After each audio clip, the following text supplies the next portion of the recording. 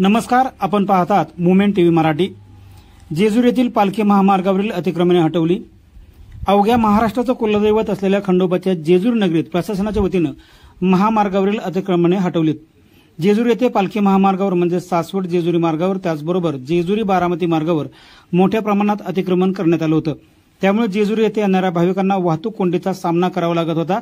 त्यामुळे नगर परिषद व पोलीस प्रशासनाने संयुक्त कारवाई करून ही अतिक्रमणे हटवलीत। यावेळी मोठ्या प्रमाणात पोलीस फौजफाटा देखील बंदोबस्तासाठी मागवण्यात आला होता।